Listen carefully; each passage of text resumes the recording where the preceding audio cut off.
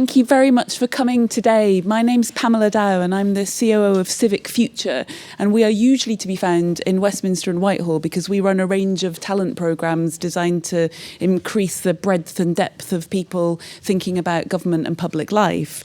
But we're very pleased and grateful to Phoenix Court for hosting us today, because one of the ways to improve the talent pool for public life is to bring people from different sectors together to talk about interesting ideas, and there's no better location here. You don't see it in its full glory on such a rainy day, but next to the Knowledge Quarter in King's Cross and the Francis Crick across the road, to bring together people interested at the intersection of science and technology and government and education.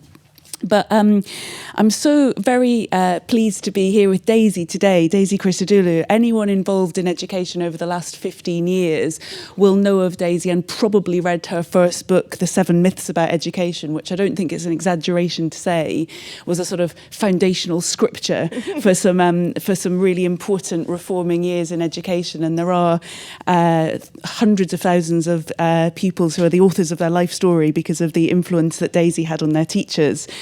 And Daisy could have retired and been a pundit at that point. That is my first tortuous football reference. There will be more. But she didn't. She carried on thinking about education and assessment, most recently with No More Marking, a software judgment tool, and maybe we'll come on to that a bit later. So you might think that this book about video-assisted refereeing in football is a bit of a departure. But what I hope to do over the next hour with Daisy is convey to you that her love and knowledge of football is as great as her love and knowledge of education, but also that what she's spotted is that what the things that have been happening with VAR in football are a perfect metaphor for many of the ways in which AI technology have been introduced into public policy, education, justice, welfare, sometimes successfully, sometimes not. And those points at which human judgment and choice come up against artificial versions of that are really important for us to understand. So Daisy, your book is called I Can't Stop Thinking About VAR. Can you tell us why you started? Yeah, definitely. Thank you, Pamela. So I started thinking about it. I'm a season ticket holder at West Ham and have been for, I think, since 2011-12. So I literally kind of had a front row seat for the introduction of VAR. I was there, I think, the first time there was a VAR decision in the Premier League in August 2019, one of the ones I write about in the book. So I sort of saw it unfold live, and I could see that many of the problems that everybody immediately spotted with it were really, really similar to the problems that I was working on in my day job involving assessment, and that those both are quite similar to just a lot of bigger philosophical problems, I guess, about decision-making, judgment, the spirit of the law versus the letter of the law, the nature of authority, all of these things. So just again and again, I'd go back every weekend and these big VAR errors would keep happening, and there would be these storms of outrage on Match of the Day. And I think this is just so similar to everything I work on in my day job, and there's just so many parallels. And I couldn't stop thinking about it. So I thought I'd write about it, and I did. Thank you very much. And as you say, one of the reasons I like the book, and I'm not, someone who knows or cares much about football, but one of the reasons I loved the book was this trade-off between consistency and common sense. So just to get into that, how can you explain why the handball rule is now 11 times longer than it once was, and yet everyone is still furious and confused? Yeah. So definitely, this is probably, as I say, the first sort of big insight I had, and the first big parallel I saw with, again, a lot of the things I do in my day job. So the spirit of the law, the letter of the law, this is a tension that quite literally goes back to the foundation of Christianity. So I quote the Bible, I quote the Gospels in it, because this is what Christ is doing when he's having arguments with the Pharisees about the nature of the law. You can see it in so many of Shakespeare's plays. So on the one hand, the spirit of the law, you have this idea that there is some sort of central essence of the law that we all understand, and that's what we should be following. And on the other hand, you can have sort of quite specific codes that are very well detailed and expressed that will tell you what you can and can't do. And that tension, as I say, I think runs through a lot of Western civilization. And where you see it with the handball rule is what happened when VAR came in is because you could now have this video scrutiny, they actually had to start changing the law and making it much more of a kind of letter of the law approach. So they were making all these specific things where they'd say, well, look, if it hits your hand and it's not a goal-scoring opportunity, then actually that's not a handball. But if it hits your hand and it is a goal-scoring opportunity, that is a handball. So the law got longer and longer and longer. And as you said, it is now, I say this in the book, it is now 11 times as long as it was pre-VAR. So pre-VAR, it was a very kind of spirit of the law, sort of common sense application. It was just, is it a deliberate handball? Now, it's so much longer. It's got all these specific subclauses, all these things you have to check through. But are we happier with it? Do we think we've got any closer to actually getting all the handball decisions right? No, I don't think we have. And you are still getting enormous controversies about, is that handball, isn't it a handball? And you are getting situations, and I think a really big one in the summer, in the European Championships, which caused a lot of controversy, you are getting situations where defenders will have the ball kind of hit at their arm at very short range, and there is literally nothing they can do to get their arm out of the way, and there is no opportunity that anybody has got from that, no advantage that anyone has got from that handball, and yet it will be given as a penalty. And this just feels increasingly absurd. So I think you have two kind of issues. When you go too far on that letter of the law side, you get real absurdity. And I think we can see that. But of course, there are issues. Why is it we don't just stick with a spirit of the law interpretation? Why don't we just stick with a common sense interpretation where we let referees use their common sense? The reason we don't do that is because the problem with the spirit of the law is inconsistency. You will get different referees applying things in different ways. Okay. Now, I think where we have ended up with VAR at the moment, and in maybe some other walks of life, is you can end up with the worst of both worlds. You can end up in a world where you have all of the inconsistency of the spirit of the law and none of the common sense. So you have no benefits at all. So basically, you've got 4 possible ways you can have this. You can have consistency and no common sense. You can have common sense and no consistency. You can have neither, which is the worst possible outcome. And obviously, the dream is we want both. The dream is, can we get to a place where we have common sense laws that everybody feels make sense and they're consistently applied to everybody? And that is really hard. But I would say in a lot of places, we've ended up with neither. We're trying for both, we end up with neither. So as I said, I think this tension is really important with the handball rule. I think, as I've said, it literally goes back to the beginnings of Christianity.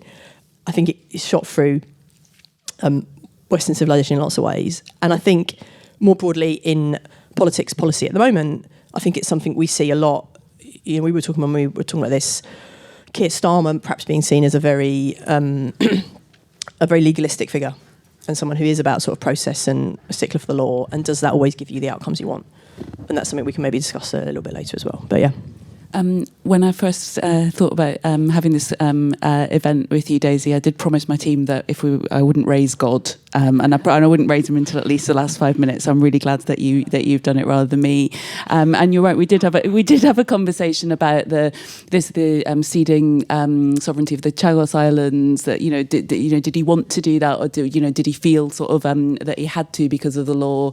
And the Jerry Adams compensations, another one. The stuff in the papers today about Homer, and again, we'll come out to questions, because I'm sure everyone will have their own thoughts on this. But the thing that it reminded me a lot of when I was reading the book was that in my career through education and other bits of the civil service, you often get activists lobbying departments who in the same breath will say we must have an end to a postcode lottery, but then say, well, we must have more devolution of local budgets. Well, those things are mostly mutually exclusive. There is a reason why we spend more on geriatric care in Bournemouth than we do in Tower Hamlets. And over the years, I've started to think that where people are on that spectrum is actually more of a sort of philosophical or political ideological position that they almost can't change about their character, rather than something that is sort of brought up by evidence and in context. What do you think? I think that example of the devolution of local budgets in a postcode lottery, that's a great example of what we're talking about. That if you want things to be local and sensitive to context and making sense in that particular environment, those are all lovely things that will inevitably cause inconsistency across a system. And that inconsistency can then potentially be seen as causing other problems and causing other unfairnesses. So that is exactly kind of what we're talking about. Do you want a rationalist system where you've got absolute sort of fairness across the board, or do you want to allow for some element of local discretion? And obviously the people want both, right? We want both. And I talk about this in the book as well. I talk about trade-offs, that a lot of the problems we're talking about, they are driven by us wanting to have everything, and maybe not accepting that some things you have to trade off. You have to decide what you think is more important. But definitely, I think that's a good example. And I don't want to pretend here that there are easy answers, either with VAR or with any of the other things we're talking about. As I say, you can have good things that are intention. What I think we have to avoid, and where I think we've gone wrong in a lot of places, is when you try to optimise so much and try to get everything that you end up with nothing. And I have a chapter in the book where I talk about this in the context of evolution. So evolution is all about trade-offs. And I put in a great quote from an evolutionary biologist, and he talks about all of the different trade-offs you get in evolution. So eagles have unbelievably brilliant sight in terms of distance. They can pick things out 2 miles away. But they have, I think, very poor peripheral vision, very poor colour perception. Right? And you can see these trade-offs everywhere. Another big one, racehorses as well. You can breed and breed and breed racehorses to get faster and faster and faster. And we've been doing that as a society. Horse racing as a sport's been doing it for a couple hundred years. And you get to a point, will a racehorse ever be, break the speed of sound? You get to a point, you keep breeding the racehorses, their bones break. Okay, so you get to a point where you get to a sort of cliff edge, an evolutionary cliff edge point, and then you get nothing. So you optimise. You're optimising all these parameters, and then you can just over-optimise, bang, crash, you have nothing. And I say, this is where you've got to be careful. You try to optimise for everything, end up with nothing. That's the risk. I would rather we go all in on saying, yes, we're going to do postcode lottery. Yes, we're not going to do postcode lottery. We're going to have a system that is set centrally. But trying to have everything is when you end up with nothing. I'm going to come out to questions in a second, because I want to get a sense of if this is a football crowd or a tech crowd or an education crowd, and then we know which route to go down. But I did want to just mention there are some real heroes in the book, I think. So one hero, and again, the football fans in the audience will know he's new to me, but Steve Bruce, what a legend! Even though a decision had gone in his team's favour, he still said that VAR was a mistake. And I was starting to think of what that would mean in our world, if people, at a spending review, the civil servants in the room will know that every department, viciously fights for their share of the pie without thinking, well, maybe there's a trade-off with the, other decisions. And actually, it's not just, civil servants. It is, ministers, even cabinet members are meant to be sort of collectively making decisions, will sort of viciously protect their pod. And do we need more Steve Bruceys? So funny. You can tell you're not a football fan. You pick Steve Bruce as the hero. Because Steve Bruce, we can see other football fans here from Steve Bruce. Hero? Well, I think he's someone, I feel a little bit sorry for him. He ended up, he was at Newcastle as a manager, and he maybe didn't end particularly well from there, and the fans turned on him a little bit. But the bit that Pamela's referring to is, again, the football fans might remember this, it was a very early VAR decision that just felt completely egregious. And it was Newcastle versus Spurs. It was a last minute. Spurs were 1-0 up. I think Jose Mourinho was the manager at the time, and Eric Dyer was defending in the Spurs box, and he sort of jumped to head the ball, and he used his hands as leverage, and the ball kind of, I think that his hand was a bit above his head. The ball hit his hand. He had no idea. I think his back was turned to the ball, and it was given as a penalty. And it was one of those that was just so obvious. It was a last minute penalty, and it meant Newcastle equalised, got a point, and it was one of those that just felt terrible. And Steve Bruce came out afterwards and said, if that is a penalty, the game's gone. Everyone's favourite phrase, the game's gone. And it was, as you say, what's unusual about that is someone, even when a ropey decision has benefited their team, turning around and saying, that was not right. And where I think you are right about Steve Bruce being the hero is, yes, in order for everything to work, you do need people in tribal situations to acknowledge where the rules have perhaps unfairly benefited their team, their tribe. You do need people to say that. And more broadly, probably democracy does rely on us all accepting the rules, even when they're not producing the outcome that we want, and also challenging rules that are unfair, even if they are producing the outcome we want. And as you say, I think that's very rare. And why football is quite a good way to think through a lot of these issues is football is very tribal. And I think a lot of politics is becoming more and more tribal. So thinking it through, it's quite a good sort of, sandbox in a way to think through some of these issues, because it is incredibly rare that you get a manager who has a decision go in their favour and they say, you know what, that was not right. We probably do need more of that. Absolutely. I want to come on to your knowledge of where it has worked, some technology in cricket and tennis and rugby, but let's see if there's any questions in the room at this stage to direct the conversation so far. Andy. Andy's a civil servant. Thanks. Recovering civil servant. Yeah, exactly. Yeah. Hi, Daisy. So two things. One on the Steve Bruce point. Even though he said, if that's a penalty, the game's gone, he didn't then instruct his players not to take the pen or to allow like a goal thereafter. So I think he kind of benefited from the communications benefit of saying that was an outrageous penalty, not least because fans would have pointed that out. So that's a kind of, in the spending review analysis, it's the equivalent of saying like, oh, you gave us too much, but thanks. And then the second point, I was trying to scan through the book, I wondered if you'd... So one way, I suppose, of looking at VAR is the like efficacy versus the judgment on the pitch beforehand. I wondered if you looked at assessing any football intervention on how it enables the kind of conversations and community that football creates. So to my mind, there is just a certain quantum of feeling and words that need to be shared on a weekly basis in relation to football. And it doesn't really matter what the particular intervention of the FA is that week. The thing which really matters, to my mind, is does it enable that quantum of feeling and set of words to come out, or does it reduce it? And on that measure, I'd say VR is probably a success, right, in that the outrage it's created. So I just wondered if that's anything that you've investigated. So something that's not in the book, but that I wrote an article for the Spectator about, is the quantity theory of grievance. So when I was researching the book, I'm a football fan, first and foremost. I'm also a big cricket fan, and hopefully we'll talk about cricket because we'll talk about it in the context of autonomy and decisions that you can appeal, which I think is an element of the cricket system. So we'll do the cricket, there's a chapter on cricket in it. So I'm a football fan and a cricket fan, not really a huge rugby fan, but I've kind of got into it because my husband is. And obviously one of the things that people say about football and rugby, that culturally in England, they are very different, the kind of people who play them. So there's that very funny line, isn't it, that football is a game for gentlemen that's played by oafs, and rugby is a game for oafs that's played by gentlemen. So rugby union in particular is basically quite a posh sport in England, not necessarily in Wales, but in England. Had a split in the 1890s, essentially between amateurs and professionals. And football is much more a sport of the people. And so one of the things people would say, they never wanted to say it out loud in public. I would say it out loud in public because I am a football fan and I am from the East End, so I can say this. People would say, all you football fans, you just they're thugs. And rugby fans are much nicer and better people.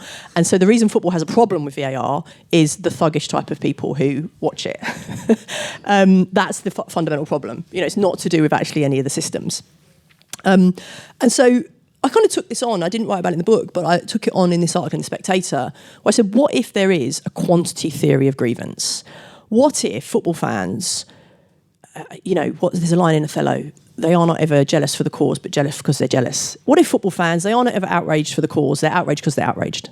Okay, they've just got an animus against life. And I would say, being a West Ham season ticket holder, you do have people who are in the stands around you, and whatever happens, they just want to stand up and swear. And so in that case, obviously, trying to attempt to improve refereeing decisions is futile, because however much you improve them, there is this fixed amount of grievance that will attach itself to any remaining error. And I think you can probably, in some ways, you want to apply that more broadly to society, you could do that too. You could say, are there ways, which we are living in a much fairer and more prosperous society than any other civilization, and people are still unhappy? There's something in the human condition that there is just this fixed amount of some of these feelings that is going to attach itself to whatever remains. And in the Spectator article, I actually talk about, make a link here with Jeff Bezos, which might seem an unusual link, but he writes about in one of his very famous early letters to Amazon stockholders, he talks about the divine discontent of the consumer. And he says, the consumer will always be discontent. And this is a business opportunity for Amazon, because however much we please them and however much better our service gets, they'll still be unhappy and they'll still want more. And our business success will depend on always being able to give them more, and then they want more. And so you're on a kind of hedonic treadmill. And I think there is something to this. There is something sort of more psychological at the root of all of this. But I don't want to go too far down that route, because I do think we live in a fair and more prosperous society, and that is ultimately like a good thing. And probably in lots of ways, you would always prefer to be living in that society. But the quantity of fear grievance, you can think about that. Maybe that's something there. And again, there's an analogy there with the citizen, isn't there? Do any of you follow the Edelman Trust Barometer? It's been going on for years and years, and the most recent one, I used to work at Edelman. It started off as just a PR thing for Richard Edelman flying to Davos every January, but it's become quite serious methodology now. But this year's is all about this sort of upsurge of grievance, that people just feel aggrieved at everyone, aggrieved at institutions, aggrieved at corporations. People within in corporations feel aggrieved at politicians, and there's quite a lot being said at the moment about the sort of onus on all of us as voters to just recognise trade-offs. We can't have, if you live in Bournemouth, the same spending on midwifery as in geriatric care, to go back to that example. But you've got a lovely line in that article, Daisy, striving for perfection is not the only divine impulse. Coping gracefully with imperfection is equally important. So is there a possible political leader who can sort of help us cope gracefully with imperfection? I can't quite picture them at the moment, but must be. Yeah, let's take I think the two things that come out of that. So first of all, and in that article, I sort of conclude in the article and in the book, the final chapter of the book, I talk a lot about 19th century amateur sportsmen. And I talk about how for them, that bit that you just read out there, it's not just about striving for perfection, it's coping gracefully with imperfection. That could be the motto for a lot of 19th century amateur sportsmen, that they didn't view sport in the way we do now, as this all-encompassing, incredibly wealthy sort of merry-go-round. They viewed it as something that was explicitly character-building, and they viewed it as something where that's why they didn't want there to be money in sport. They didn't want people to be paid. They didn't necessarily see it as something that you would have a career in. It was something that you would perhaps do for a few years, and then you would go off and do something else with your life, something really, perhaps more socially valuable. And those ideas now seem unbelievably outdated. And I talk in the book about when I first came across them when I was about 10, which was when rugby union went pro. They just seemed completely mad to me. I could not believe that rugby union players did not get paid for playing rugby. It just felt mad. But you now look back at a lot of those ideas and a lot of their theories, and you think, were they so mad? Perhaps we do need a bit more of the Corinthian spirit. But obviously, while we can always criticise the Corinthian spirit, it is so easy to go back and look at the hypocrisy of those people, the shamateurs, all of the issues with that, and I'm very aware of those.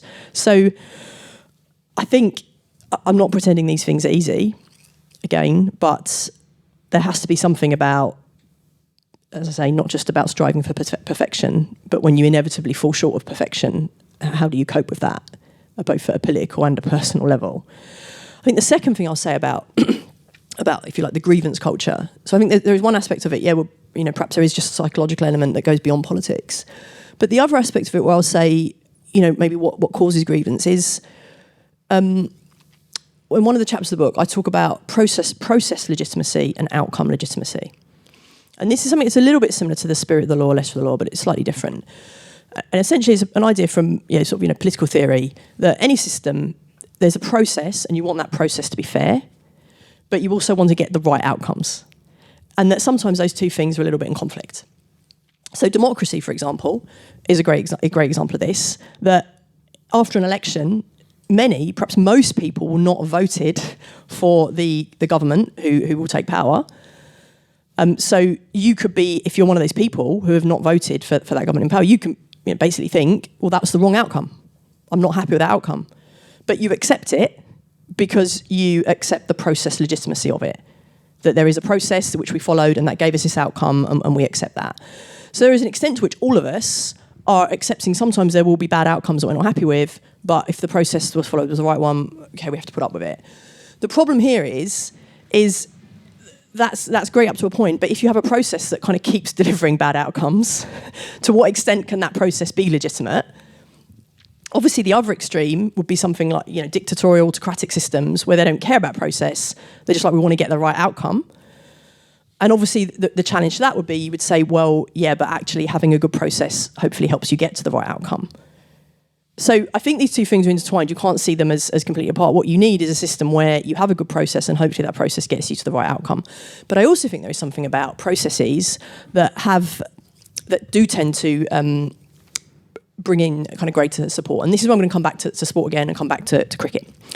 Because the issue with the system we've got with football, is there is no role for the player or the manager to say anything in challenging a decision.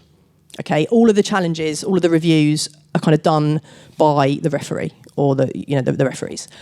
What cricket did, so what's really interesting, a lot of people don't know this, and I write about this in the book, is that cricket started out with something very similar to that, with a very top-down review process that was triggered by the umpire or the third umpire. And they tried it a couple of times. They tried it in 2005 in a World Series test match, and they tried it again in the Australian Domestic League in 2012. And I actually spoke to an Australian cricket journalist about how it played out. Complete disaster. And all of the same issues that you had with VAR. And so what cricket has is something completely different. It has a player challenge system.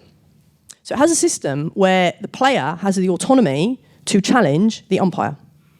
And when this was brought in, it was very controversial because cricket is, in many ways, can be quite a stuffy sport and quite conservative. And people didn't like the idea of being able to challenge the umpire, that this would undermine the umpire's authority. So it was kind of quite controversial. But it's worked pretty well. And obviously it's hard to judge, what do you mean by working well? But it's worked well because players and fans accept it. It hasn't had the kind of outrage that you see associated with VAR in football. So why is it working well? Is it because we're getting more right decisions? So this is where it's really interesting. No. When you look at all the statistics and all the analysis, it isn't necessarily leading to lots more right decisions. Players are really not very good at reviews a lot of the time. It just shows up actually how good umpires are. That players will review stuff that's just terrible reviews. And you look at it again and you're like, no, the umpire was obviously completely right. So you've got a system here where the outcomes are not necessarily getting any better, but people are much happier because the process is giving them some kind of autonomy. And the thing where I think this was really, really clearly seen, a really big decision in the 2019 Ashes, so for those of you who are cricket fans, where on the last ball of an innings, Ben Stokes looked very, very out to a ball from Nathan Lyon, looked out LBW, and the on-field umpire didn't give it out. And so what could have happened is Australia could have reviewed it and it could have said, we want to review that decision, we think that was out, you didn't give it out on field, let's review it. But they couldn't review it because you have a limit on your reviews. You only have 2 reviews. And they had used their last review, I can see Alistair smiling here for happy memories. They'd used their last review about half an hour earlier on an absolutely terrible review. It was never out. And so this was a really good example of a system that is not leading to the right outcome. But what was fascinating is, pre-VAR, if an umpire had made a bad decision like that, the umpire would get so much criticism. And instead what happened is the Australia captain got all the criticism. That everyone turned on him and said, you just made a terrible decision to burn your last review. This is all your fault. And they blamed him. They didn't blame the umpire. And so this is incredibly interesting because it shows that when there's autonomy in a system, when people have some feeling of power and control and choice, that actually, even if it doesn't really work out well for them, they prefer that. And I think this is one of the things that probably, socialist economists hate about market systems. They're like, look, market systems deliver these incredibly unjust outcomes and then turn around and say, well, it's all up to you, you just made bad choices. And they will say, these bad outcomes are baked into the system. And people feel like it's not the system, they feel like it's themselves. And I really saw that when everyone turned on Tim Payne, because I thought, these bad outcomes are probably inevitable to this system. But instead of blaming the system, you're blaming Tim Payne. But actually, maybe if what we want in a system is autonomy, maybe that is really important to us, to feel like we are in control. And maybe we are happy to sacrifice some bad outcomes and some potentially unjust outcomes if we feel like we have some power. So I don't know. Like I said, I think these are complex issues. Would you rather have a system that is delivering more right outcomes, more right decisions, but the people within it don't have that autonomy? So yeah, that's my, theory of life through the Headingley 2019. There's so much there. I'm going to come back up for questions. Henry's got one. Within what you've just said, could you talk a bit more about the football regulator and how that would fit into a system where people can control their own outcomes? Mm-hmm. Yeah, an interesting one. So this is an interesting one because there are a lot of things about modern football which I don't like, and I suspect a lot of people in this room probably don't like. You saw the European Super League announcement a few years ago, which pretty much I think a lot of fans really hated. I can give you the fan-based argument in favour of it if you want it, which is that actually let the big boys go off and hive off and do their own thing, and then the people who really like football, we can go back to watching that, and maybe Leeds or Sunderland or West Ham could win a domestic title again. So there is a fan-based argument for the Super League, but I think on the whole, most fans did not like the idea, and that I think has precipitated the government getting involved and wanting to set up a football regulator. And this is one of those issues: is will the cure be worse than the disease? I think is the problem. And I think again, with all of these issues, you have a lot of the aspects of modern football, modern economy, global politics all coming to a head. They are really shown up with football. So you've obviously got the Premier League, an incredibly wealthy league, attracting money from around the world, a huge British export. You'll know yourselves, you're in any airport in the world at any time, there'll be like football highlights, Premier League highlights on the TV. I think sometimes living in the UK, we can forget just what a big deal English football is globally. It is kind of insane. Like the Rwandan president, Hollywood actors, Thai energy drink manufacturers. People are obsessed with English football. Specifically often the Premier League. So it's kind of this enormous industry that, as I say, has this sort of global footprint. And then you get this tension as to, well, who is it for? Is the game for fans in the stadium watching, or is the game for the immensely vaster TV audiences? And pre-COVID, I used to always have this argument with my dad. We will go to the match together, and he's in his 1950s mindset of, paying on the gate, and he'll scan the stadium and he'll say, look, empty seats, this isn't good, match day, the gate money will be down. And I'll say to him, Dad, the gate money is like, it's £3.50, it's nothing. Like they're getting billions on the TV rights. I said, we don't matter. And he just, doesn't want to accept it. And then in COVID, obviously, I was like, look, I'm right. The stadiums are completely empty. There's nobody in there. And it's all going on. It's all being paid for because of the TV rights. So in that sense, I was right. But in another important sense, he was right too. Because what are the global TV audiences paying for? They are paying for the grounds that are full up, that are full of passionate fans, that are full of passionate support, that have got all that energy. And that is one of the reasons why the type of football that is played in the Premier League probably is more exciting and different to a lot of other leagues, and why it has that global footprint. So I think what that regulator is probably trying to do is to do something about, well, who is this game for? Is this game for people at home, people in England, people in the stands? Is this game for a global TV audience? If it is, then who owns it? I have to say, I'm not wild about the idea because I can see so many ways that it goes wrong. But it's probably also true when something gets this big and they start making decisions like that European Super League one, which are so poor. You can see why government ends up getting involved. But I could see it causing more problems than it solves, for sure. So. Does anyone else have views in the audience? Or because there's a lot of people who are involved in AI in government, and I want to come round to particularly Daisy's last chapter on solutions, AI-related solutions. But does anyone have thoughts on this knotty question or questions? I had a question on something else, the specific ownership question. So. Well, go for it. We've only got 10 minutes or so left, so we should try and cover more. Sure, thank you. A problem that I come across quite a lot in my work, I work in corporate law and I quite often deal with regulators, is that if someone's checking your homework, everything seems to get worse. So I'm talking specifically in the context of judicial review. You find that people who are making decisions, if they know someone's going to be raking through all the paperwork, and it's very easy to make a mistake in the moment, they'll add more checkboxes, they'll add more sort of forms for you to fill out and reports to produce. It also creates delay. There's a bunch of other issues that you mentioned. But that sort of negative feedback loop, have you found that it's been replicated in the decisions that referees make in the Premier League, knowing that there's a VAR? Have referees changed their decision making? Do you think they're perhaps a bit more cautious? They're more likely to award a red when, maybe someone else would say it would be a yellow, or to give a penalty when it's sort of 50-50 call? I think there is a big issue with, and I think this has happened in rugby where it's been around for longer, with maybe referees, because they know they've got the video check, of almost maybe delegating a bit to the video referee and thinking, well, they can bail me out if there's a problem. So I think in that sense, it's changed things.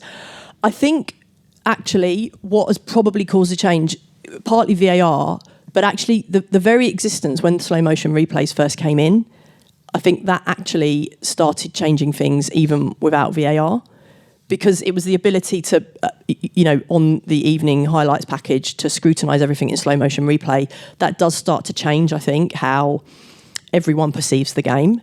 And actually, where that happened the most actually was in cricket. So in cricket, even before the decision review system was brought in, all of the TV companies had the Hawkeye LBW decision before it was introduced to the game. So the umpires in the evening after a match could go and see on the highlights what was happening with Hawkeye. So if their LBW decisions were right or not. And what they found a lot of the time is they were being too harsh. And so what you saw is even before the umpire decision review system was brought in, umpires started being more likely to give LBW decisions. So that was a way technology had started to impact the game even before it was formally brought into the game. Now, I actually think that was probably a good thing.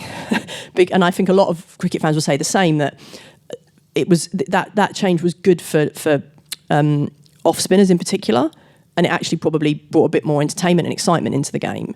So that's actually an example where you can see there aren't always bad unintended consequences. Sometimes there are good unintended consequences. I think what you're talking about in terms of kind of the proliferation of rules, regulations, layering things on, I think there is a bit of an analogy. One of the chapters of the book, I talk about the flow of the game, and I talk about speed and simplicity. And I talk about how often when we layer on process and we want to get the right decision, we kind of just focus on that to the detriment of some other more nebulous things, of which speed and simplicity are examples. And you've got to the situation now, I think this season, there's been quite a few offside decisions where it's taken 5 or 6 minutes to get to the right decision. When VAR first came in, everybody said, we just want more right decisions. And actually, I think what we realise now, there are other things we want too. That quick judgments are actually also important. And again, it's a trade-off.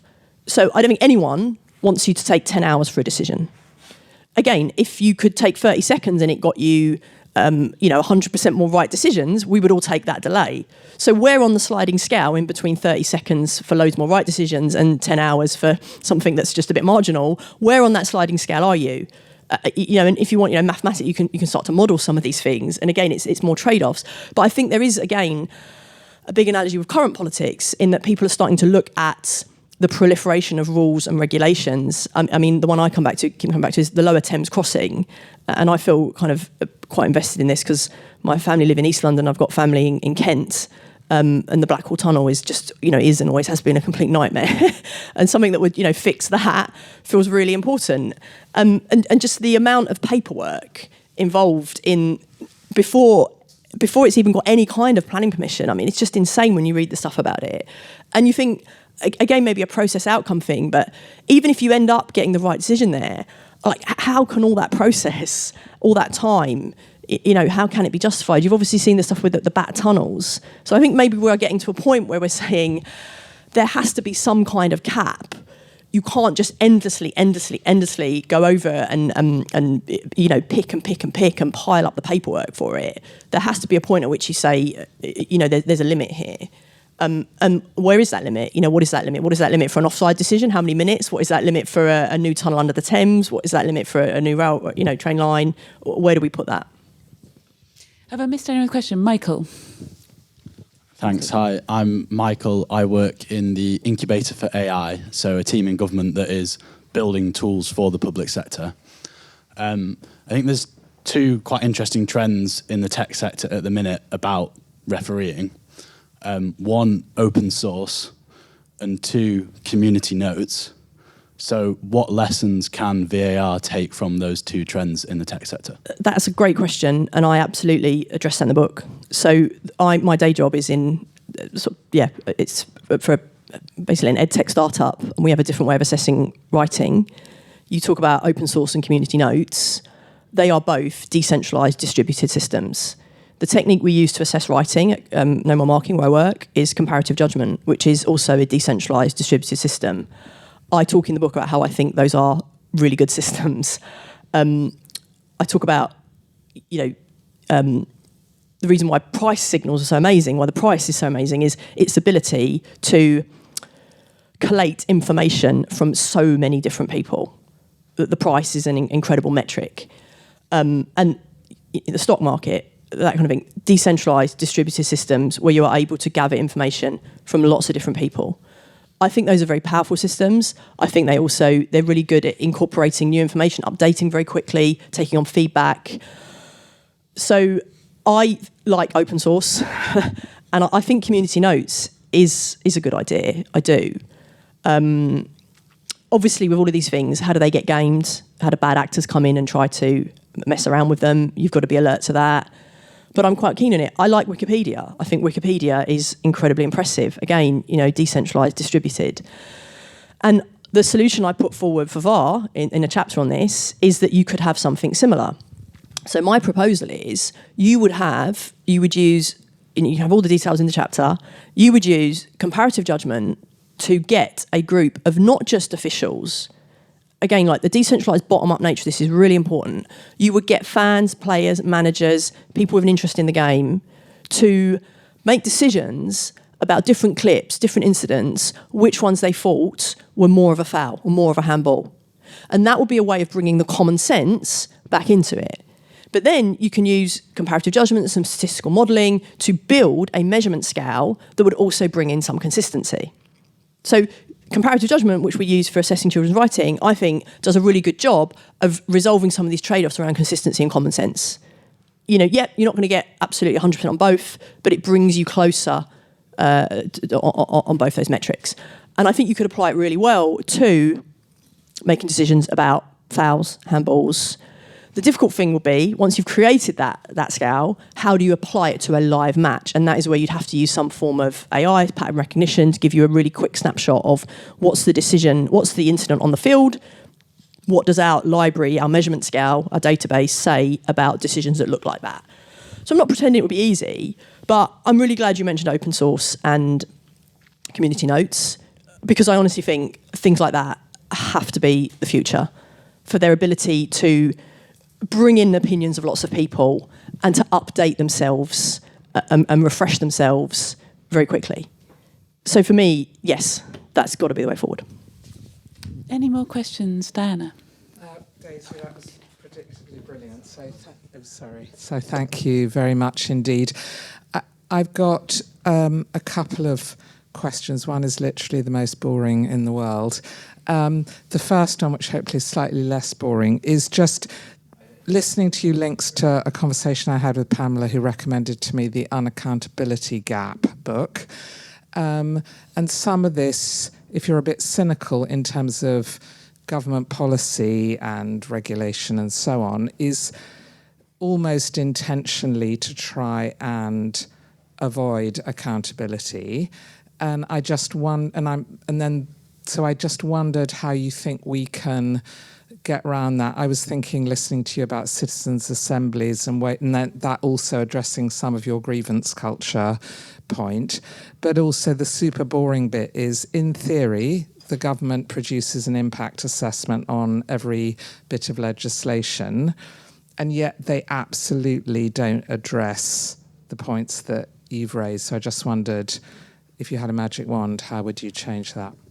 Yeah, great question. So I have a chapter in the book on transparency and accountability, and I think I quote Jonathan Haidt, and he says the best way to design any kind of government system, any system at all, any social system, is to make sure that people are accountable, that their reputations are on the line all the time, always, for everything they do. that is how you, and it's in some ways quite a cynical view of human nature. And he talks about how that there's a debate, I think Aristotle, one of the ancient Greeks, where they talk about the ring of Gyges. So there's this idea that, imagine you had an imaginary ring and you put the ring on, it would make you invisible. Do you think you would carry on being a supremely moral being if you had complete invisibility and could do whatever you wanted? And so Haidt's point is, we are all essentially kind of kept in check, in a sense, by other people seeing what we do, knowing what we do, holding us accountable. And I talk about that quite a bit in the book, about that being important. And yes, I do think there is an issue in a lot of modern systems, not just in the public sector, but everywhere, where there's maybe a lack of that accountability. And I think you're right, the ad accountability machine, I think people are flagging this up as an issue. One of the things I didn't put in the book, I thought about it and it felt a bit too much, but I think there's also an issue about senior people appearing to get away with stuff, which I think really matters. And the bit I didn't put in the book is the famous example, I think, was it the 18th century in the Royal Navy, when the British Admiral, is it Lord Byng? I think he's shot for dereliction of duty, and the line is, the English like to shoot an admiral to encourage the others. And there's a lot of people have actually written quite interesting papers on that, where they've said that decision to kind of shoot the admiral, it led to the British, the Royal Navy in years to come being more effective and more aggressive because admirals knew if they didn't do their job, they'd be in trouble. Now, you can look at it other ways too, but I do think there is an issue around accountability. I do think there is an issue around perhaps a lot of people thinking that once you get to a senior point, you are above the law and you're above accountability, and that's not a great way for a society to be. I have a chapter on transparency where I talk about transparency being a possible solution for this. And I talk about how that's also been a huge issue with VAR. Like, should they release the recordings? Should we allow it to hear the deliberations between people? And I talk about the pros and cons of that. Tony Blair brought in the Freedom of Information Act. You will now see a lot of people say, well, there's a lot of problems with that Freedom of Information Act, and Tony Blair is one of them.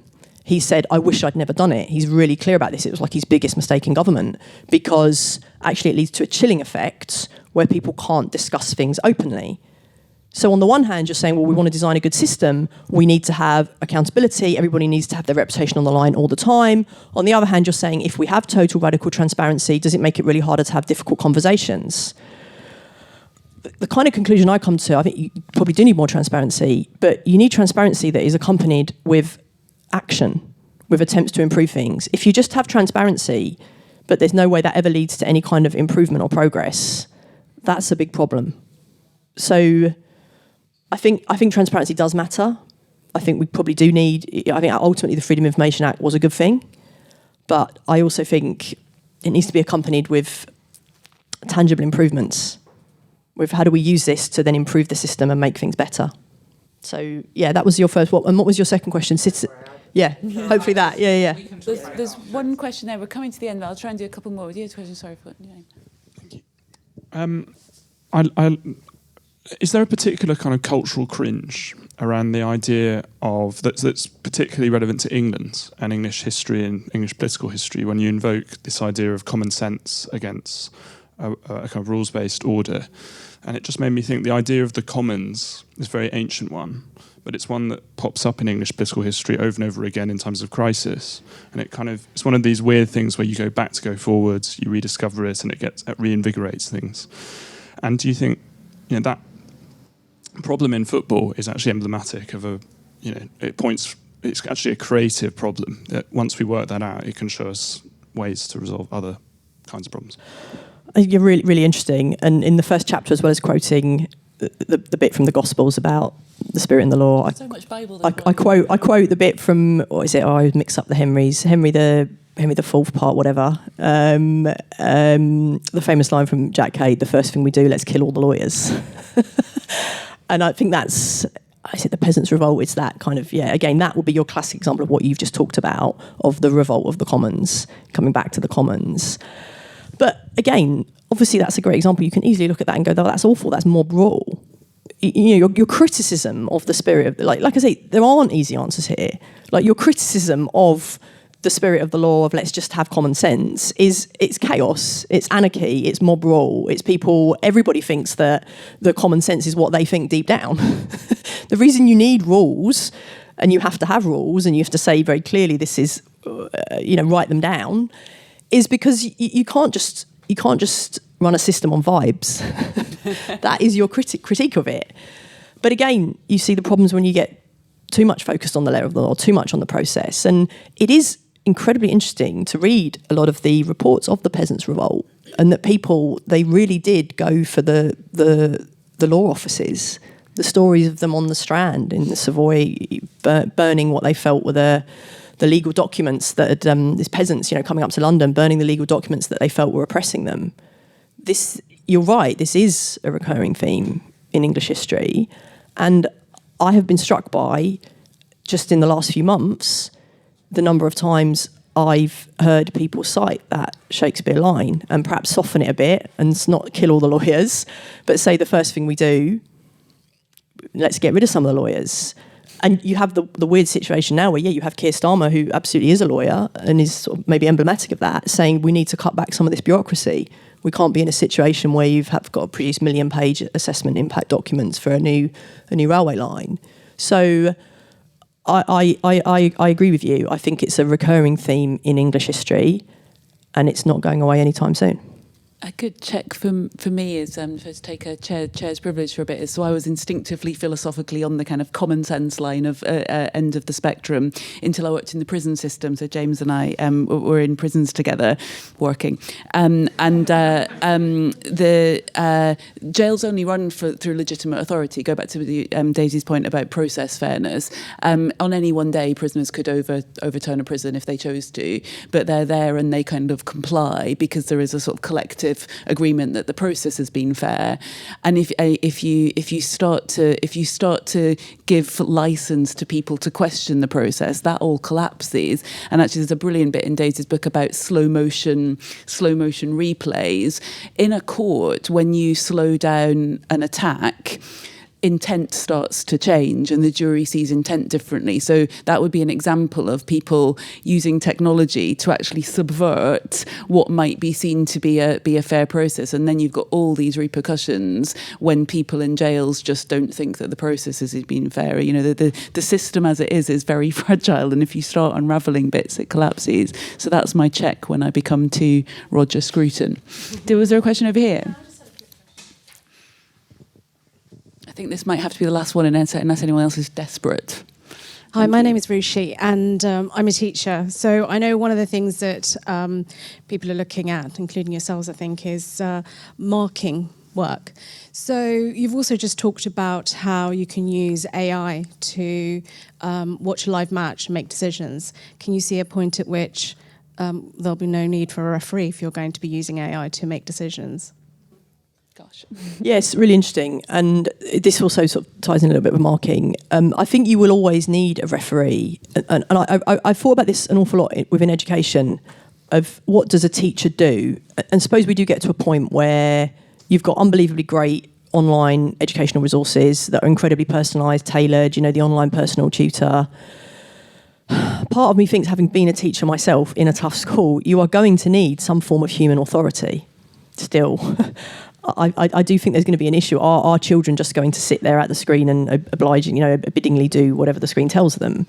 And I think there's probably something similar with football, that even if you have incredibly good AI-assisted decision-making technology, I think there's still going to need to be a human on the pitch to separate the teams from kicking lumps out of each other. And I think there is an issue here about what do human authority in the age of AI, and what do humans do?